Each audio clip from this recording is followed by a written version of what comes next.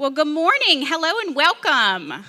Hi. My name is Marie Collins. I'm the Executive Director of the Family Tree Information, Education, and Counseling Center, and I want to thank you all so much for coming out here today to whatever. I know that you have a million other things you can do in your busy schedule, but I appreciate that you took the time to make this an important in your life. So when we learned of the 13 Reasons Why and the national conversation that was happening, we knew we needed to bring it local and fast. And so we wanted, as an agency, to be on the cutting edge of the information that we present to families. And so we worked very quickly to get this event on today. But this topic is so critically important to our youth that I hope that we begin to open a dialogue here that can be taken outside of these walls and into your home. So we'll go through a couple housekeeping things. First, the bathrooms are right here to the left. And snacks and drinks are in the lobby. Hopefully you stop by the booths for our nonprofit vendors up in the front. If not, catch them on the way out. The speaker will actually talk for approximately 45 minutes. We gave you all Family Tree cards that you can write notes or put questions on. We'll have Family Tree staff going up and down the aisles. If you have questions, you can give it to them.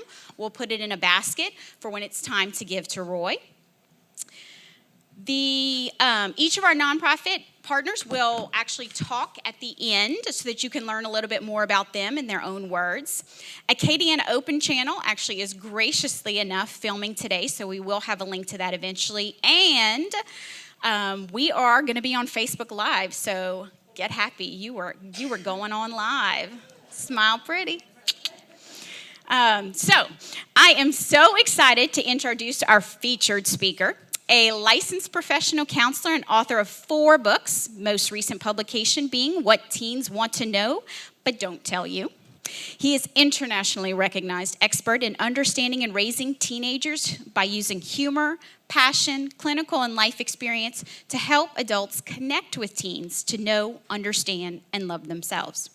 He studied ministry and spirituality at the Pontifical University of St. Thomas Aquinas and holds a master's in mental health counseling from the University of Louisiana. He has worked with youth and young adults for more than 20 years as a minister, a teacher, school administrator, school counselor, and now as a counselor in private practice at Pax Renewal Center. He specializes in counseling teens and young adults and regularly consults with churches, publishers, and organizations, helping them be more effective in their ministry. You can see more of him on Facebook, YouTube, or from his TEDx talk, which was fabulous. And now, without further ado, the famous Roy Pettifis. Thank you. Love you too. Good morning. I don't even know what time it is. I don't even know where I am, actually. It's half the time. Good morning. My name is Roy Pettifis, just in case you don't know how to pronounce that last name. It is Pettifis, not the other way you might think to say it. So thank you guys for being here. I have probably given more presentations around teen suicide, self-injurious behavior, and other serious mental health issues in the last year than I normally do. I'm quite an entertaining speaker, believe it or not, but I'm not here today to entertain you. This isn't an entertaining topic. It is a really, really serious topic. Night before last, I was in Colorado Springs at a church community, and in southwest Colorado. Colorado has the second highest rate of suicide in the country, and there's almost an epidemic amount of teenagers and adolescents who are taking their lives. And as hurting as the audience was, they were 0 degrees of separation removed, all victims of adolescent suicide. They had an advantage. It was very, very real to them. It was a packed church on a Sunday evening, like after an already long church service. We in our community, while we're affected by it, we certainly are affected by it, and I know one of the counselors just shared with me, we've had a few suicides, adolescents take their life in the last year. It's not in such epidemic proportions here where it's got us alarmed. And if it were, I suspect we'd have 150 more people here today. But it's very real. It's very real, especially in our community. There are things that begin to happen in our small Lafayette town, right? The happiest place, to live in the United States, that start to make us wonder, we live in the real world. Our teens are going to real schools and they're facing real issues. And so that's why we're here. And I'm going to talk briefly about 13 Reasons Why, but I also want to talk to you about some other mental health concerns that I would encourage you to just be on the lookout for with regard to teens. Even teens, especially teens, who would not normally and traditionally be considered at risk. Teens who come from good homes, who have everything they need.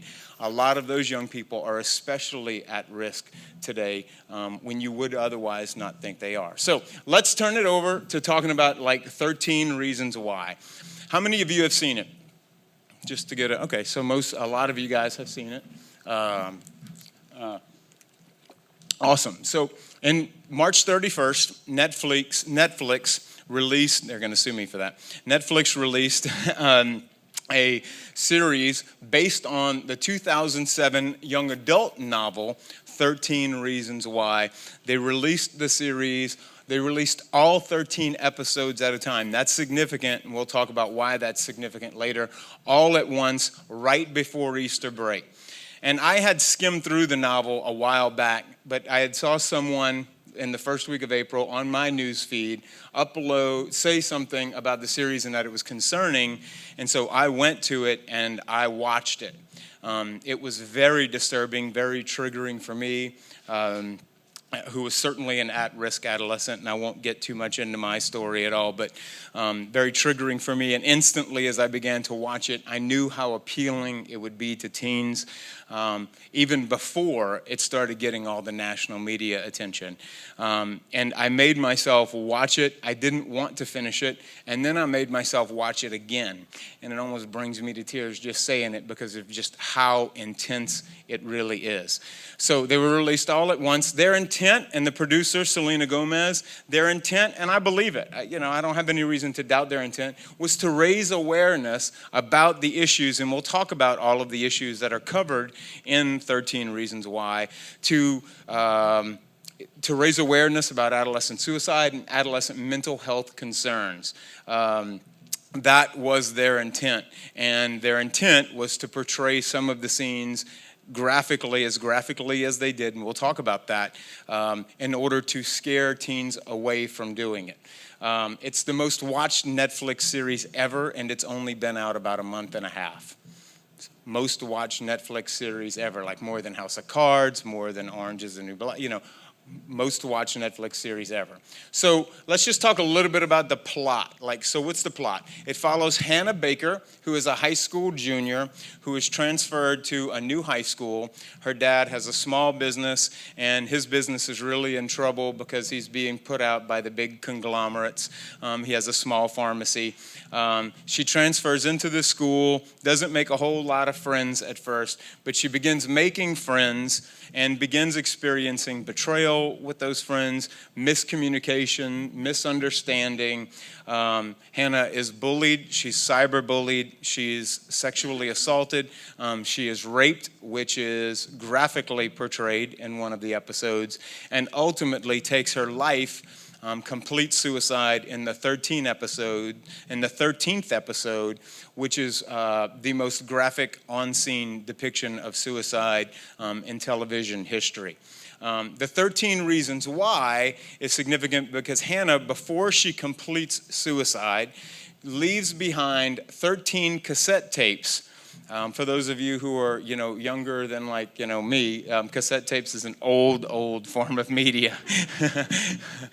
Leaves behind these cassette tapes, and on each cassette tape, she spends a good amount of time explaining to one of the 13 people who she blames for either actively doing something that has caused her to take her life, or or things that they passively didn't do that she thinks that they should have done, which could have prevented her from taking her life. The story follows Clay, who is perhaps one of the most intriguing characters to me, because Clay is very socially awkward. He's smart, he's bright, he's got two parents who are a little bit aloof. They care about him, but they really don't know how to penetrate into what's going on in his world, but he's very socially awkward, and he is given these tapes, and he's told that he has to listen to each and every tape and pass it on to the next person, and if he doesn't do that, that there is incriminating evidence on those tapes,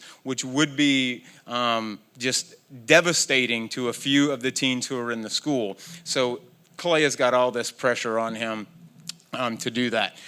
Hannah goes and speaks to the school counselor, who really mishandles the situation and ends up obviously taken her life. That's not a spoiler. That's kind of made real clear from episode number 1. So that's the plot. That's the basic plot. Hannah has several friends, but there's a graphic on-scene rape scene, and there's a graphic on-scene, obviously, suicide that is portrayed almost to be a very peaceful act.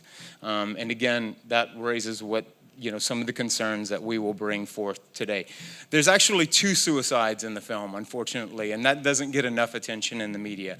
Not only does Hannah is the one that's graphically portrayed, but her friend Alex, who is one of the 13, actually takes his life, and that is alluded to at the beginning of the 13th episode, where he's riding away in an ambulance, and then it is found out at the end that he shoots himself in the head. That he had shot himself in the head. So that's the basic plot. Why is 13 Reasons Why so appealing to teenagers? Oh, before I get into it, the plot differs in the Netflix series in a few important ways than it did in the original novel by Jay Asher. In the 13th episode on Netflix, Hannah, in a very peaceful depiction of it, takes her life graphic, slow, by slitting her wrists, whereas in the novel, she takes some pills. It's not really clear. There's much more interaction between her and her parents, but that's the significant difference in the novel opportunity. So why is it so appealing to young people? And I think this is important, and because I don't want to be construed as being judgmental, because I know that there are values all over the place with regard to this film. I don't think that 13 Reasons Why, the book or the film, is a bad thing. I think it is potentially incredibly dangerous for certain types of young people who might be in certain situations, who are disposed and without enough adult supervision going throughout it. There are significant objective concerns that not only I have, but every mental health professional in the world would share about the way a couple of things are handled. But why is it appealing, and what maybe are some of the good things that and some good is coming from 13 Reasons Why. One, it names and validates for young people a lot of very real, and what teens often feel not very well understood, elements of their experience of life while they are in high school. The pressures that they face, the pressures that every adolescent faces to stand out and be unique, and to fit in at the exact same time. And that, I think, is captured really well, in the film. The academic pressure that is on a lot of teens, whether it's placed upon them by themselves or from others, that is depicted very well. The bullying, the cyberbullying, sexual assault, self-harm. A lot of the things that we'll talk about in terms of the issues that are covered within the show name and validate for teens. Are like, wow, they get it. Now, we can also talk about the concerns that we have in ways that it's unrealistic. But there are certain elements of it that are so very realistic. I think it validates for teens, and it names it for them, and so that they feel understood in a way. one of the, this generation of young people, they will say that they're real, but I would say that they're raw. It's not just real, it's just raw. It's transparent at times to a fault, and this show definitely gets it. It is very raw. The way it's produced, the way it's edited, it's very raw, and it shows how transparent teens are with one another. It's good drama. For those of you who saw it, it's a cliffhanger on every episode. I mean, you certainly want, maybe, you're like, emotionally triggered or whatever, but you want to watch the next one. You're like, when's she going to let this Clay guy off the hook? I mean, it's clear he hasn't done anything. Certainly she'll let him off the hook. It's well written, it's well paced, and it's well produced. Another appealing thing was that teens binge watch today. They're not tuning in every week necessarily. Some are, but most aren't. They're not like, you don't ask teens, well, what do you watch on TV? They'll look at you like, what's that? What do you mean? Like on YouTube, Netflix, Hulu?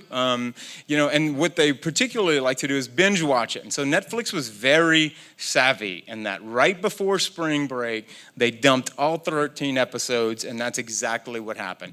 We had a lot of teens binge watching, and we do have, we cannot infer a causality here, nor I don't want to make too many inferences, but we have had confirmed completed suicides in the country with people hashtagging 13 Reasons Why or 13RW. So it's very, it certainly has made its mark, and we're going to get into that. Let me move a little more. I'm sorry. I want to get through the. I wasn't able to get through. So, what are our concerns? What are the big concerns and the concerns that we think you should have, or that you should be aware of? I don't. Who the hell am I to tell you you have to be concerned about this? But these are some of the concerns that mental health professionals have, that I certainly have, and that I want to pass on to you. For teens who are at risk. For teens, and what does that mean? At-risk teens, where there may be a history of mental health conditions in a family. Kids who are in homes where mom and dad are divorced. Kids who might be living with their I can't rattle off all of the things that puts a teen at risk. For a teen, especially for teens who have been exposed to a suicide. For teens who maybe have attempted suicide, who have experienced bullying or cyberbullying, left out, any sort of aggressive behavior. We have significant concerns, not only for teens, but for young adults and even adults.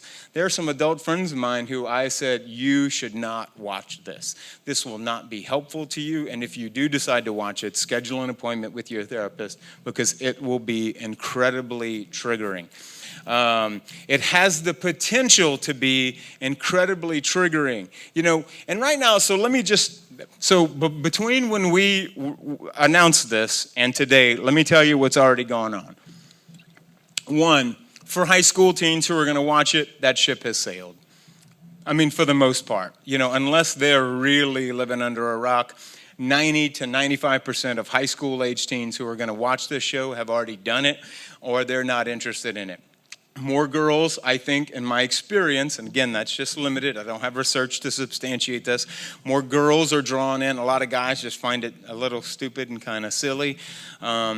I think it probably hits home for some of the guys in terms of their aggressive behavior. One of our, Marie and I's concerns, that when we say kids are going to go home over the summer, especially concerned about middle school students. And we know 6th graders, 5th graders who have watched it, who have binge watched it. And so we want to be real clear that as we go home for summer, what are some things that you should be aware of? It is incredibly graphic. So another thing about it is that it's graphic. The rape scene is incredibly graphic. The suicide scene is incredibly graphic. And so the next one is that something that is the picture superiority effect. So it's one thing to read it, but in psychology, the picture superiority effect knows that when something is visual and you bring in the auditory element of it, it can make that much more of an impact on you. And so the novel wasn't as triggering as the Netflix series is. It is incredibly graphic, and there. And so but I know there's a lot of opinions, and there's I've got some haters out there right now who are like, man, why are you spending, this is a good show, why are you doing it? I've definitely gotten the emails and the comments. Here's what we do know for certain. We have got Mount Everest of research to show. And certainly I know the Jacob Crouch Foundation and others can speak to this, as authoritatively as I can.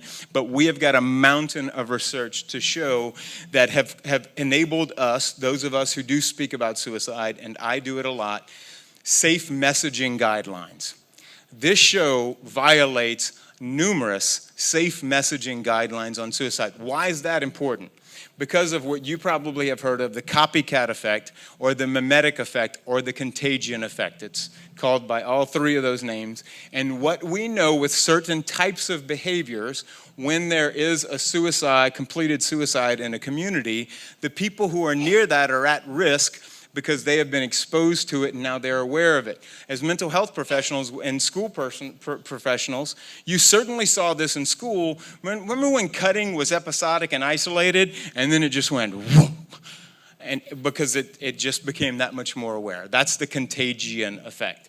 And we know one of the other safe messaging guidelines is that romanticizing suicide, memorializing a person who has committed suicide. And look, there are places, that do it, but we've got to be very careful, can cause that.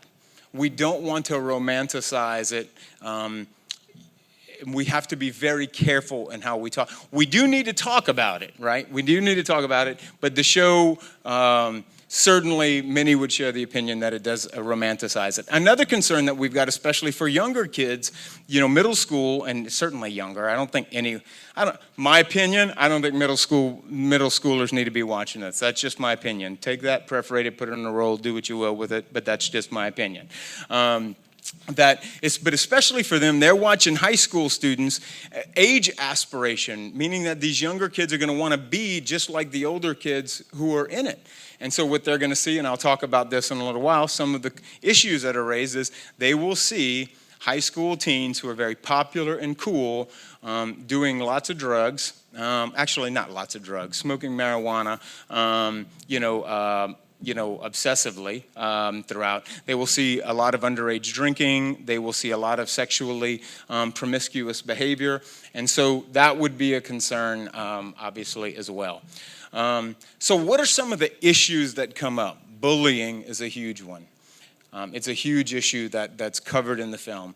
And the advocate, and I will tip my hat. I think, but here's where my story is relevant. I was unmercifully bullied when I was in high school. I graduated from high school at over 535 pounds. I was poor, I was a misfit, I wasn't from the town, at a private school, and I was unmercifully bullied. There were many, many days that I had a passive suicidal ideation and did not want to live. So now, I am a guy. But so the bullying that is really talked about in the show is this aggressive behavior toward Hannah, who obviously is a girl, and is and it's a different type of bullying. Some of it's more passive, some of it's more aggressive. But the advocates for the show will say that because it really drives home the effect that bullying can have. And that is the tension that I face every time I stand up in front of a school assembly and share my testimony. I want to communicate that message. At the same time, I have equal concern for young people who watch it, who might become paranoid that something they did has caused another person to take their life. And so ultimately, we've always got to hold up as adults that no one is completely responsible for the life of another. And I think the show, obviously, the whole plot revolves around these 13 people being blamed for taking her life, and in no way does it allow Hannah to take any responsibility for any of her actions throughout.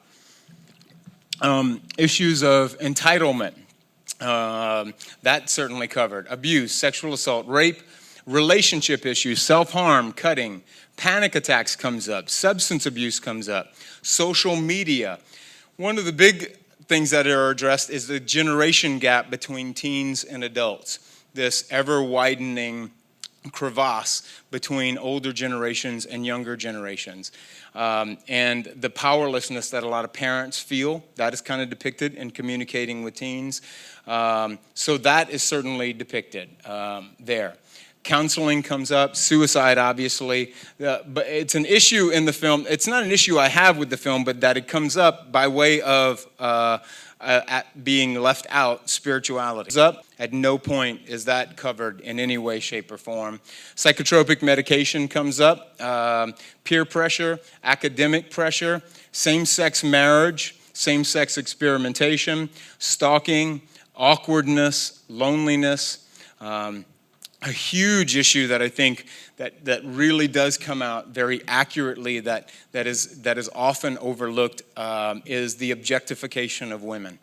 And obviously, I can't be up here with a value neutral, so my values are going to come through. And I know that this isn't necessarily a moral or religious talk, but I just, it objectifies women, and it shows in many ways how high school and school-age boys objectify girls and see them as objects whose sole purpose is to exist for their sexual and physical pleasure, their entertainment, and that is passed around in a list, like who's got the best lips, who's got the best butt, best body, and Hannah's name makes that list, and that list was started by Alex, who feels that was the double standard for physical perfection that's held up for girls, that they've got to meet these impossible, shifting, constantly changing standards of physical perfection, while that's not necessarily held up for guys.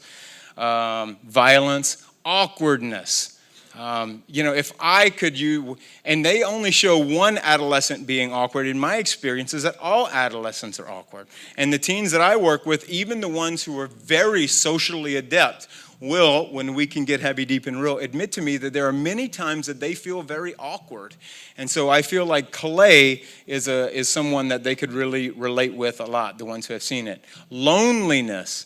A lot of teens feel lonely, and they're giving adults the impression like, I don't want anything to do with you, and we are, reading that, but that's not what they want. That's not accurately what they want, but it does show that, and obviously grief and loss, and how one community deals with suicide.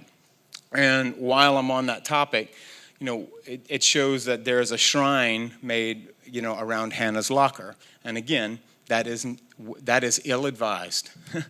That is ill-advised, and it is a way. Now, how do we memorialize the person without romanticizing the act? And so the shrine is left there all week, and people just keep coming, put flowers at it. What are some other concerns? Obviously, you're going to think that I'm going to take it personally, but I'm going to say it paints mental health and mental health professionals in a negative light. The school counselor is shown to be this bumbling, out-of-touch, antiquated, incompetent buffoon who doesn't have the remote possibility of being able to connect meaningfully with teens.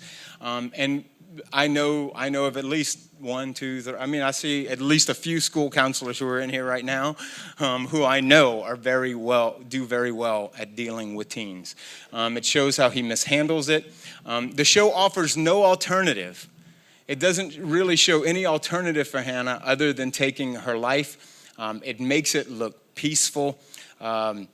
It has the potential to reinforce for teens.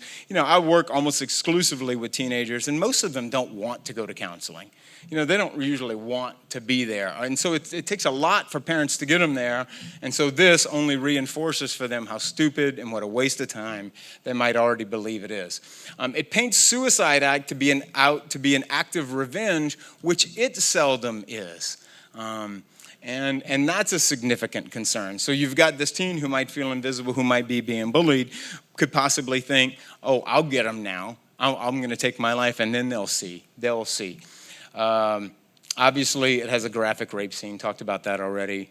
The other concern is it has the potential for teens to over-identify with it. And I think that has already happened, that we've had a lot of teens who have over-identified with it.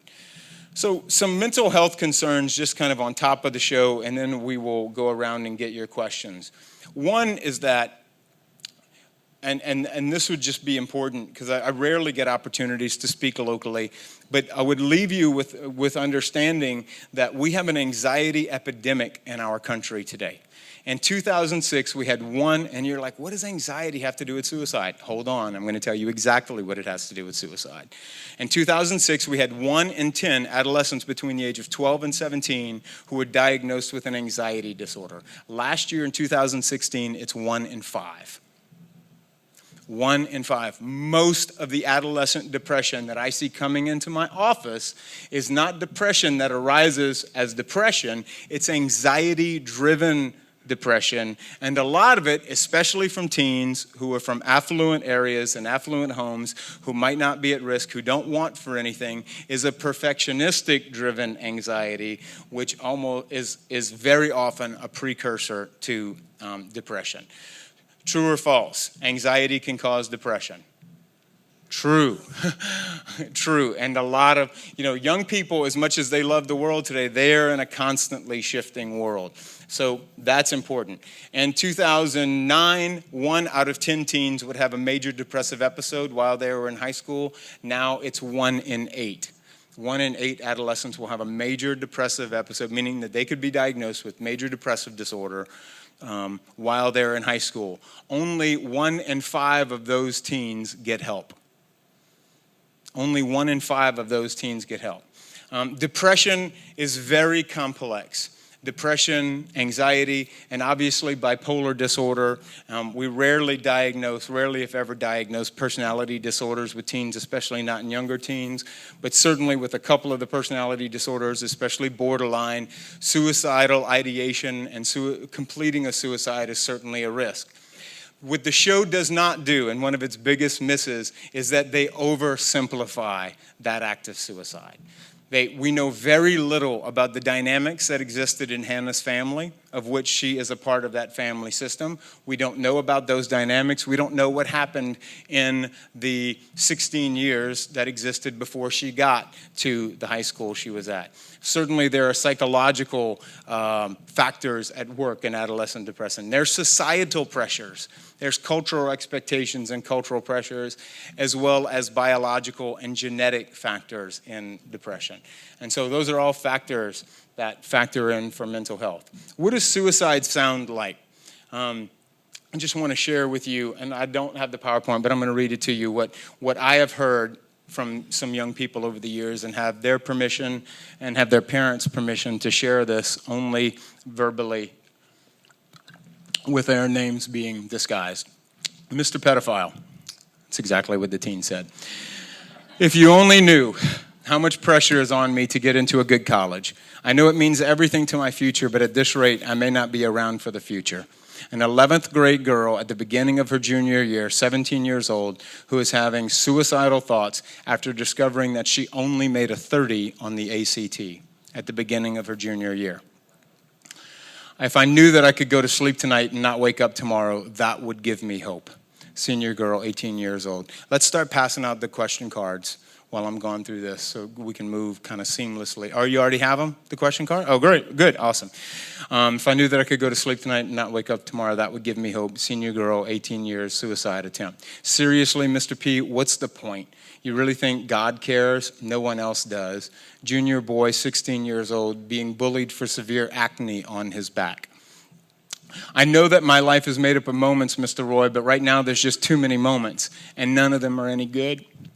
If I could only make it to where there were no more moments. Senior boy, 17 years old, who had a passive suicidal ideation. I'm bored with this life, this sophomore girl told me. I want a new one. I thought when I took those pills, it would be like exchanging this life for another one. You know, like you do at Target. Suicide attempt sophomore year. You know, teens today, this is from a parent, I couldn't tell if he was serious or not.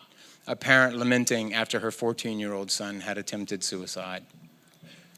So obviously, we talked about there are different types of depression. Unipolar depression is the most common, the common one talked about. Obviously, there's bipolar depression.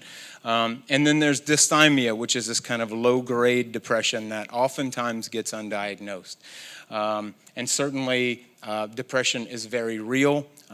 What are some of the warning signs for depression and anxiety? Sadness, irritability, right, especially in adolescence, is one of the main things that we're looking for, because especially for boys, there's not a lot of cultures where they have permission to be sad, and so they'll suppress that, and it will come out as irritability, and they'll just be very irritable. That's a symptom of adolescent depression.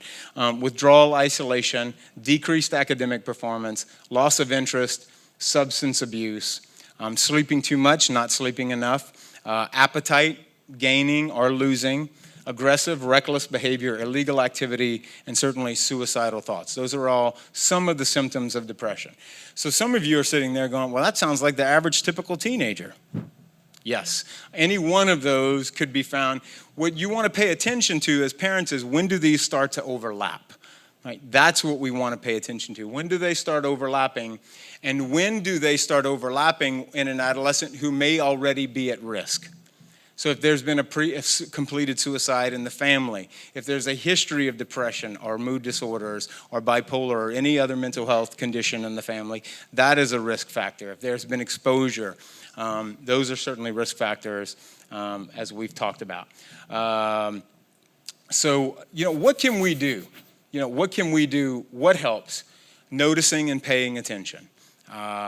Obviously, if you think and I'm going to talk about the film and what can we do with regard to it in a second. Asking directly. I do this probably once a day. Are you or have you had thoughts of suicide? We do not recommend beating around the bush on this topic. One, teens don't respect it. They want to talk about it if they're having these. So asking directly if you're concerned. Now, as a parent, your thing is, and you understand that it's an economy. Your relationship with your teenager is a very fragile economy, like the EU right now. It's a very fragile economy. And so when you go in and say, hey, are you thinking of taking your life, you understand as parents that you're making a withdrawal from that bank account, like you're cashing a check right there. And so now your teen, so if you don't want to, so you're thinking in the back of your mind, I don't want to do this until I need to, because they already think I'm a nag. Now I don't want them to think I don't want them, Mom, you always make a big deal out of everything, or everything's a big deal, and I don't want to do it. And so a lot of parents will hesitate to make that withdrawal, but I think we can tell teens that's a withdrawal you always want to make if you're concerned, if you have any reason to be concerned. Obviously, getting them the help that they need, asking directly, listening to teens. We don't do this very often. And very often, I did a little role play in Colorado on Sunday evening with a teen who was just so upset and wanted some unrealistic things from her parents. But when I brought some deep listening to her experience, she said that's all I really wanted was to be understood. And at the end of it, she let her parents off the hook for what she wanted them to do. The power of listening and being understood is something we underestimate. For school counselors, obviously, we can talk with them to their parents. Counseling helps. Validation of their experience is important, to say, look, I believe that this is as real for you as you're experiencing it and that it's really tough. Socializing, counseling, and certainly medication. What can we do with regard to the film specifically? One, go into your parental controls on Netflix. If your middle school teen, has unsupervised time over the summer, this could certainly be something they would be watching, and it's rated for mature audiences. So go in there and set it. Ask your kids or your teens if they've heard of it and if they've watched it. What are you hearing about it? What have you heard? What do people really like about it? And if they've seen it, what did you like about it? Was there a character on there that you really resonated with? Was there a particular scene that you resonated with? What made sense about it to you? And so to open up the dialogue. And then you might also ask, was anything really disturbing to you? Did you have any intense feelings as you watched it? Did you get any weird thoughts as you watched it? And so those would be some questions to dialogue with teens. And that's important because season 2 is coming out in the fall. They announced that recently. They got permission. They did go in and add some more warnings. Thank God Netflix did. They added some more warnings, but season 2 is coming out in the fall. So I really want to open it up for questions. I see we're Facebook Living in a few different ways, so that's awesome. Great. Oh, we got the questions right here. Awesome. So let's see. Thank you. Will there be a season 2? Yeah, all right, got that, done. Yeah, there's gonna be a season 2. Very good. What were these examples local? What do we do about all of this? Were these examples local? The words of the teens that I read, yeah, those were my clients. Yes, so they were local. What do we do about all of this? We'll talk more about, I shared some of the things that we can do about it. Communicating with teenagers is tough, and that's why I specialize in it. I'm constantly always a student as I sit with my adolescents and a therapist. I'm learning, I'm asking, and some parents are like, dang, we're paying you all that money for you to be a student of adolescent culture? That's the language changes, the nuances change. Questions that worked 3 days ago may not work today, or I've got to ask it in a different way. So communicating with teens are tough. They're certainly, and I'm only going to mention it one time, I've got a whole book out there about communicating with teens. If you're interested in it, that's out there to help support our nonprofit, Today's Teenager. But I think I answered that question already. But if not, ask again, and I'll jump in again. Many teens have thoughts of suicide, and when they reach out for help, they either get scolded for it or receive some type of negative feedback from those closest to them. Just this can cause them to shut down, even after going to counseling. Now what? That's a great point. So can we, it takes a village. It always has taken a village to raise young people. And so the counselor is one member of that village. I always tell parents, I'm just privileged to be part of the team. I see myself as another member in the village working with young people. Who else is in the village that we can plug that kid into? If you're a parent and you're asking that and it's your teen, who else can we get them talking to if they had a negative experience with a counselor?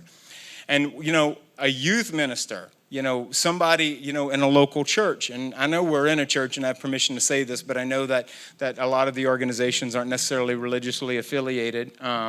But, we've got research to substantiate that religion is a quite effective coping skill for young people in mental health. That prayer, that some sort of access to spirituality, some sort of religious practice can be very effective. And I don't think it's a coincidence that anxiety rates are skyrocketing while religious affiliation and participation is cascading downward. I think that's a causal relationship, to be honest. So finding someone else, a youth minister perhaps, to plug that teen into would be good. At what age do you open up the dialogue about suicide? 6th grade, at least. And you can use your judgment even lower. We've got confirmed reports of kids as early as like kindergarten and 1st grade taking their life. So, but I think you've got to use your judgment based on your teen. I don't think any schools, and I'm certainly open to be corrected on this, I don't know that schools, maybe some do talk about it younger, but I know that my son's middle school had a full presentation on it, and he's in 6th grade. Is it normal for people who complete suicide to plan it out and contemplate it as long as it appears Hannah did in the show, or is it more of a quick, rash decision? Impulsivity, especially for boys, now this is complex. Did you guys hear that question? Is it normal for people to complete suicide and to plan it out and contemplate it as long as it appears through the show, or is it more of a quick, rash decision? And I'm going to give you the answer you don't want to hear. It's both. It's both. I've seen it. Both. I mean, I've walked with folks who have contemplated suicide now for years, both teens and adults. I've also seen teens who are incredibly impulsive. That is a risk. Access to lethal means, male, impulsivity, exposure to suicide, history of suicide in the family, depressive symptoms, possibility of bullying. This kid needs to be all hands on deck. Impulsivity, especially if there's access to lethal means. But what is unrealistic, though, is that, and I'm sure there have been examples, but I don't want to talk about the exceptions. I want to talk about the norm. What's not normal is for someone to plan that type of a revengeful act out as long as it is. To be as glib as she is while they are, thinking about suicide. That might be normal for somebody who has had a psychotic break, but it was not evident that that's what happened with Hannah, at least in my opinion, in the show. So it can be both. Great question.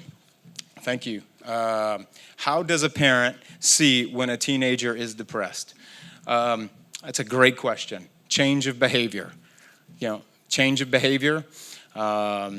If you go to my website, I have a whole, online course on this, but that's certainly available. And if you want it, if you can't afford it, I'll give it to you for free. So, but it's $25. But that's important, so I want to get into it. So the bigger question is, how do you do a differential diagnosis for the counselors? And how do we differentiate normal, typical adolescent behavior, which is supposed to push back, they're going to act out, they're going to be moody, they're going to have, versus something that needs more attention?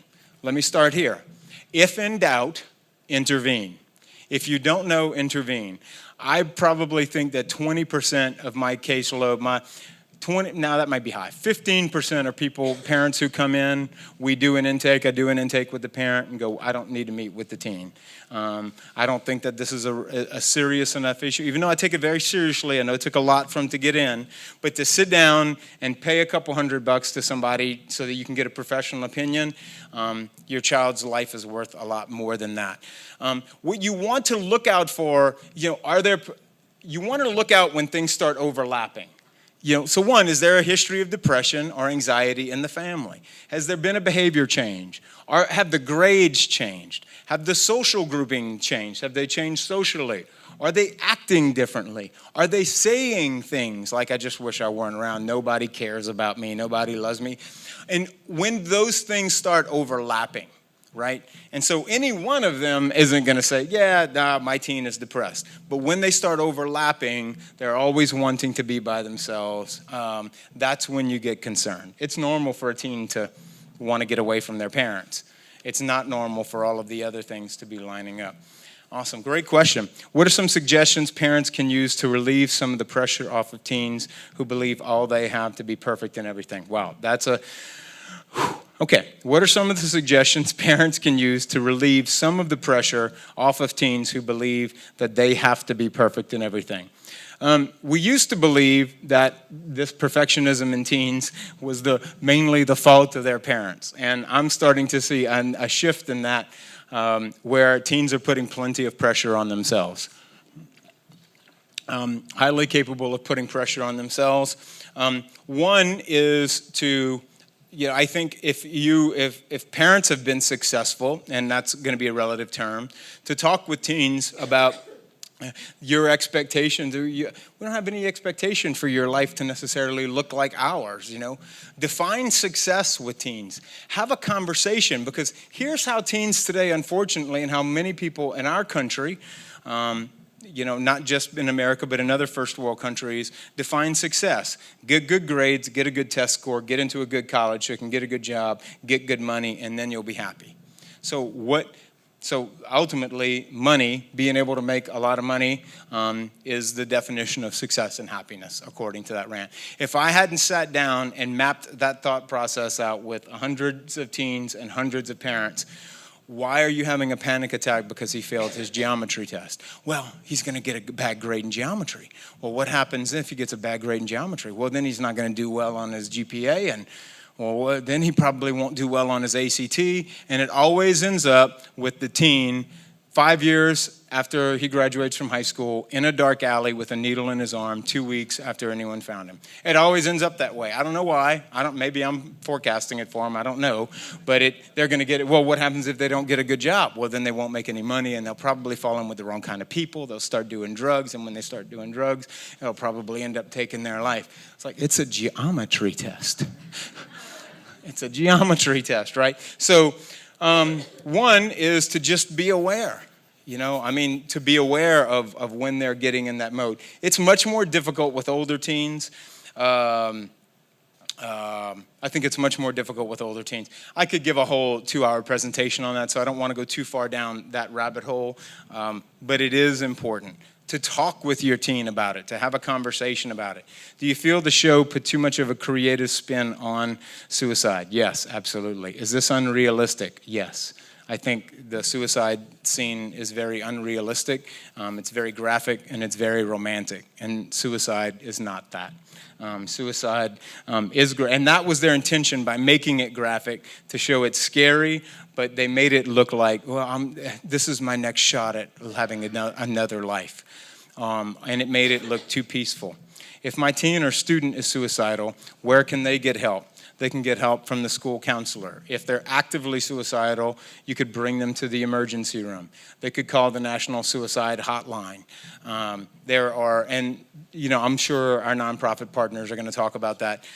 Counseling. There's lots of counseling and mental health services available in our local community and in most communities. Folks that have a sliding scale who take insurance, and then fee-for-service folks as well. But teens can get help, from their teachers. They can, any caring adult. And I would encourage them to not stop with one, because anyone can have a bad day. School personnel, that's what they did get right. Teachers and school counselors are very much overworked. The expectations that administrators and school boards and others have on these people to be able, and what they can do, are unrealistic is the understatement of the decade. And that's public and private schools. So anyone has a potential to have a bad day, but I encourage teens not to stop with just one adult. What are your thoughts on psychotropic medication with depressed adolescents, when this is not necessarily recommended under age 18 and can contribute to suicidal ideation? Yeah. That's a great question. My thoughts on psychotropic medication with depressed adolescents, when this is not necessarily recommended under the age of 18. Well, mental health professionals, one, I'm not a prescriber. I'm not a medical psychologist or a doctor. I'm not going to name names, but certain pediatricians are more comfortable prescribing psychotropic medication. Some aren't, especially for depressed teens with the black box warning. Any teenager who is on an antidepressant, and I do think, and I have seen them be very effective in helping some teens. I probably needed to be on one when I was in high school, looking back. That not only are they meeting semi-regularly with the prescribing medical professional, but also seeing a counselor who we can keep an eye on them and monitor their behavior. The risk with the black box warning is that it will get, for teens who are already suicidal, that they would get to a place where they feel better enough to actually complete the suicide. So that's our fear in terms of the black box warning. Again, the younger the teen, the more experience and the more credentials I would want for the prescribing physician. That's just Roy's 2 cents. Okay. What is a healthy level of praising your child? That's great, because that is actually contributing to a lot of the lower levels of self-efficacy that we see in the low resilience. I think praising young people for specific things, for the effort that they do, as opposed to the accomplishment. The research by Dr. Carol Dweck is absolutely phenomenal on this, and we don't want to just blow smoke up kids' butts. That's not our job as parents and as a society. Specific affirmation for something specifically done, with prime emphasis given on the effort and the work that the teen put in, more than the accomplishment or the results. But which is something they have control over. They have more control over the effort than they do in the results. Great question. Any others? I think I got 2 minutes. Anyone I know some of my answers. I normally like interacting with the folks with the answers, but because I can see your facial expression and tell whether I've answered your question or not. And now I don't know because the lights are blinding me, but I can see you. Yes. Yeah, active and passive suicidal ideation. Active means that, an active ideation means that, now again, both of them exist on a continuum. You know, that's it's a favorite political answer from the therapist. But they both exist on a continuum all the way to we've got to get, this teen needs to be an arm's length precaution. They could take their life as soon as they have an unsupervised moment with the means. They've got a plan. They've already acquired the means to execute, to complete their plan. So that's at the far end of active, all the way to the softer end of active ideation is, I want to take my life. Just, I'm thinking of suicide, right? Passive ideation exists right short of that one to, I don't know that I want to take my life, but I just don't want to be here anymore. If I didn't wake up tomorrow morning. Also, if there's a part of me that just, wishes that a car would just come and take me out. So that's the difference, that I don't want to be alive. That indicates that hopelessness, and the active is that I'm in such a bad place that I'm thinking about taking matters into my own hands. And so does that help answer that? All right, maybe one more, and then I think I need to stop. Marie, where? Yes, sir. Yeah. I see you. Yep.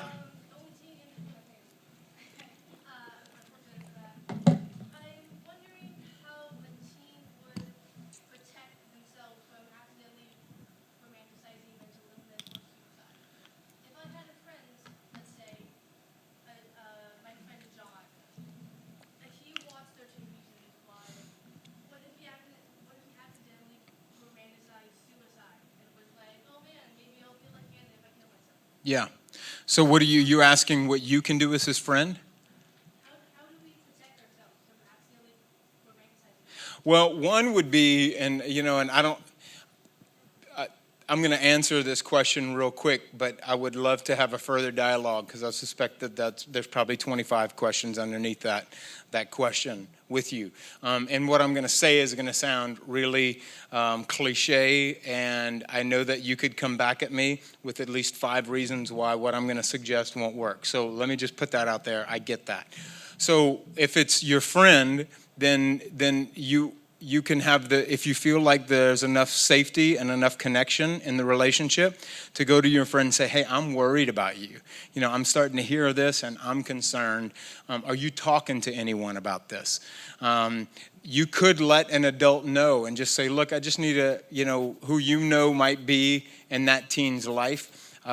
You could let an adult know to keep an eye on them where they don't necessarily have to out you. I did that as a school counselor and as a minister in a school for years, protecting, the anonymity of someone who brought a concern to me. And counselors have ways of getting at that without revealing that. The other thing, if your friend is suicidal, to make sure that if they're having those thoughts, that, to give them resources like the suicide hotline, where folks, they might just have that on their phone in case they were to ever think of it. So those are just a few things that I can answer, right off. But thanks for being brave enough to ask that question. Thank you. That's awesome, man. You're welcome, bud. So why don't you talk about today's teenager? Okay, yeah. So today's teenager is a nonprofit that I founded to provide mental health services for teens who otherwise couldn't afford them. And we've been able to do some of that over the last year and a half. I think the overarching mission, what's really kind of taken off, is to provide resources for adults about young people today. The urgent mission of today's teenager, as it exists today, is to get me to rural communities that cannot afford to bring in a speaker to talk about suicide and mental health issues.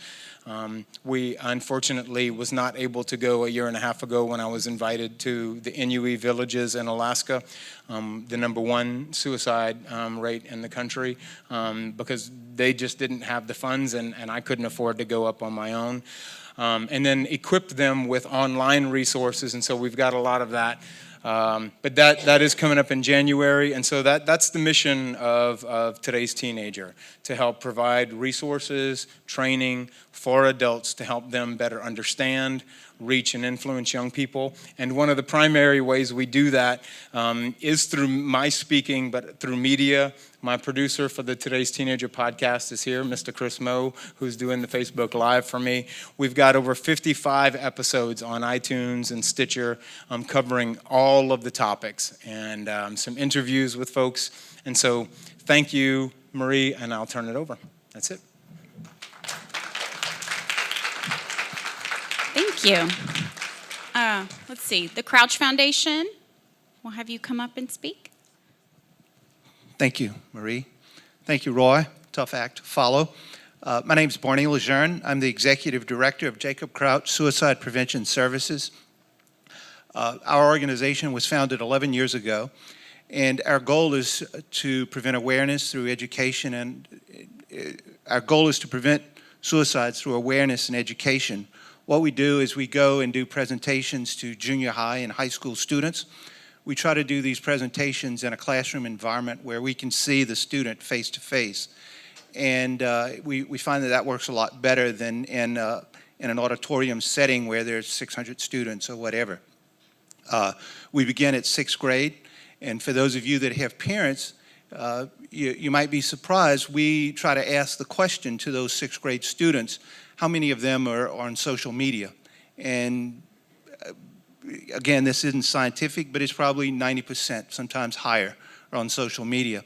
And then the next question we ask is, how many of you have seen maybe someone you don't know, but on Facebook or on one of the other social media platforms, how many of you have seen a peer talk about suicide? And that number is probably 75%. So it's up there. So if your student, if you have a child, if they have not heard our presentation, I think of it as CPR. I think of it as equipping those students with the skills to prevent suicide, not only of their peers, but maybe a parent, a grandparent, or whomever. I think of it as CPR, in that I took a CPR class many, many years ago. I've never, thankfully, had to use it, but if I did, I think that those skills would surface and I could save a life. So I think of that with our talk on suicide prevention. We are a nonprofit. We do talks for civic groups as well, church groups, whoever needs this. We try to do these talks on a free basis as much as we can. We do some training as well. We have a number of programs that we provide. Some of them are as short as 1 hour, some take 2 days. Okay. We have some brochures out there. On this brochure is the 1-800 number, the National Suicide Prevention Lifeline. It's on the back of the brochure. So maybe pick this up. You never know when you'll need it. Okay. I'm also a deacon in the Catholic Church. Between my work with the Jacob Crouch Suicide Prevention Services and my work as a Catholic deacon, I hear of at least one suicide in this area every week. There's never a week that goes by that I don't hear of a suicide. People don't realize that the last year that we have good statistics on suicide, there were 44,000 deaths by suicide in America in 2015. In Louisiana alone, there was 770. So if you think of that, 770, there's probably 2 deaths every day in Louisiana to suicide. So it's a growing problem. It's not getting any better. It's getting worse. Things like 13 Reasons Why surely won't help. Okay. So if we can help, the number, our local number's on here. Please give us a call.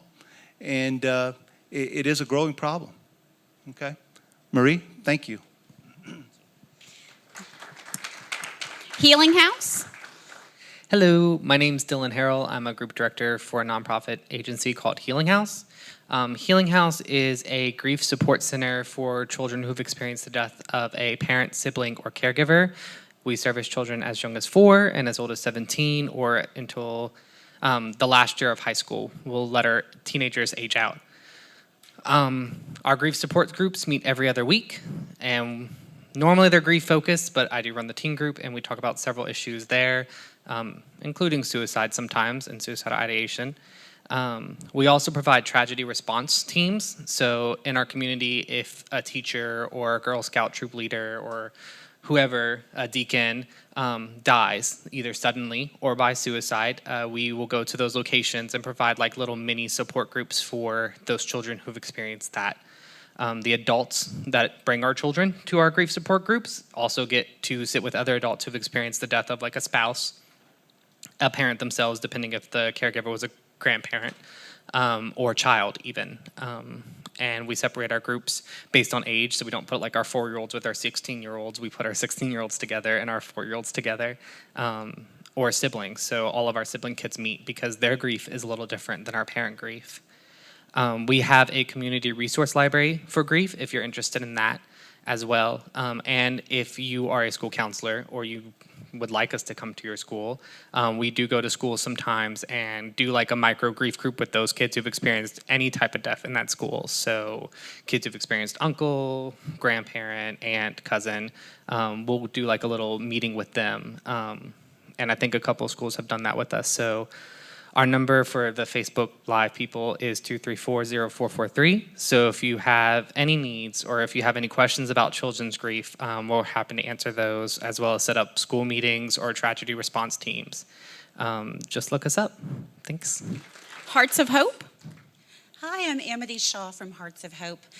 We were formerly known as Stellar Place, so some of you might have remembered us as Stellar Place, but we are Hearts of Hope and have been for the last 7 or 8 years. We are a dual agency, so we are both a sexual abuse response center for 6 parishes in Acadiana and the Children's Advocacy Center for 8 parishes in Acadiana. And what that means is our sexual abuse response center works with clients who are 18 and older, so adults. And we provide the 24-hour rape crisis line for our area, so 233-RAPE, 233-7273 is our 24-hour rape crisis line. And we also provide emergency room advocacy for survivors who present to hospitals having resulted from a sexual assault. As a Children's Advocacy Center, we work with law enforcement and with DCFS as they investigate cases of sexual assault or sexual abuse against anyone 17 or younger. So we become part of a multidisciplinary team that helps to determine the safety of that child, the therapeutic needs of that child. We do the forensic interviews for law enforcement, and we really sort of case track and follow that child as well as their family for whatever resources they might need. So we provide education, advocacy, empowerment, free therapeutics to men, women, children, all with a focus on sexual assault and sexual abuse survivors. So we know that sexual assault was one of the 13 reasons, and we have what we hope is a comprehensive approach that can help anybody who might need our services. So I want you guys to know who we are and what we do. Thank you. Compassionate Friends. I know what he means by spotlight. Good afternoon. I'm Alberta Hassling. I'm with the Compassionate Friends Acadiana chapter here. We've been in here for 36 years, and we deal with giving support and understanding to parents, grandparents, and siblings who have lost a child. The child doesn't have to be any special age. It goes from stillborn, 56 years, no matter what the age is. The age is not important. It's just the fact the loss of a child is the important part. And in doing this, we cannot take a grief away from anyone. We all have our own grief to bear. But we can be with you or with the person who is in need. And with all this talk of suicide reminded me of the first time someone asked me, she said, "Do you think my son really wanted to commit suicide?" Well, I had no conception of what she meant. And so I thought a little bit, and I said, you know what? I think he took a permanent solution to a temporary problem. And that seemed to soothe her. And I thought, my Lord, where did that come from? But anyway, this is the way I deal with this. I do not carry anyone else's grief. I do not carry any other pain. And that's what God has blessed me with. I've been able to deal with this. We do have a lot of emotions at these meetings, but with everyone understanding, and we're only bereaved parents that are there. No one else is there. And none of us are counselors, none of us are any professionals, But knowing that each one of us is carrying the same problem, I think solves the problem for others. And I do believe that any of you who are interested in what we do, please pass by our table. We have information that we can give you. And I remember one of the members said to me one day, he says, this is a club nobody wants to belong to. And it's true. Nobody wants to belong to Compassionate Friends. But if the need is there, we're here for you. And thank you. Women's Foundation. Good afternoon, everyone. My name is Chantel Lewis-Harrell, and I bring you greetings from Women's Foundation.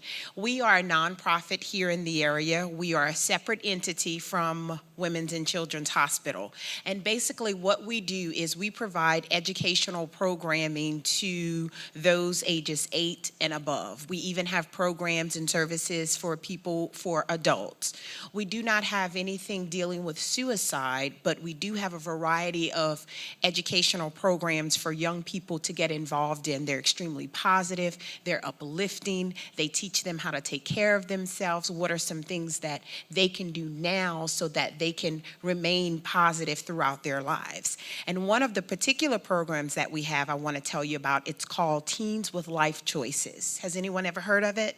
Teens with Life Choices, TLC, and we have a couple of sessions that's coming up during the summertime.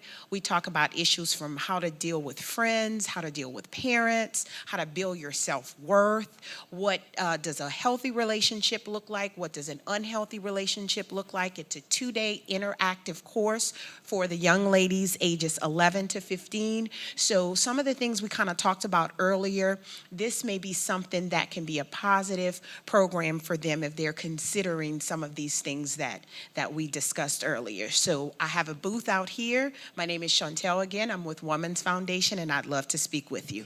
Thank you so much. Thanks, Marie. So I'm just going to tell you a little quick about the family tree. So the family tree, we've been around for almost 40 years now, and we're most commonly known for our sliding fee counseling scale, which had gone away a while back, but we are back in full swing. And we will take people, children as young as 3 and on up. We also have our Healthy Start program, which works with pregnant moms up until the time the child is 2. We have tons of educational programs for parents and families, and so that's our supportive nature. And so we're really wanting to focus on making sure that we are at the front lines of what families need to know today. One of the things that we're doing coming up is we're having what's referred to as a QPR training, and it's question, prepare, and refer, and it's specific for lay people to understand how to respond to suicide. And so that's coming up June 27th, and we have about 50 spots available. If you're interested, you can actually go to our website and sign up. I think the training is, Kristen, is it a day? It's 2 hours. 2 hours. 2 2-hour sessions. So you come either a morning session or an afternoon session, and it allows you to be able to be prepared when someone looks at you and says, I think I want to kill myself. So hopefully today was beneficial to you. I want to thank you again for coming out. I definitely want to thank the Bayou Church for giving us a space, all of the nonprofits for coming, and then of course Roy for agreeing when I frantically called him and we're like, we have to do this right now. And then my staff for agreeing to do this because I said, hey, we're going to do it. And then 10 days later we did. So they are amazing, and I cannot thank them enough for running with my idea. So thank you so much. Please visit the booths in the front, and if you have any other questions, we are here to answer them.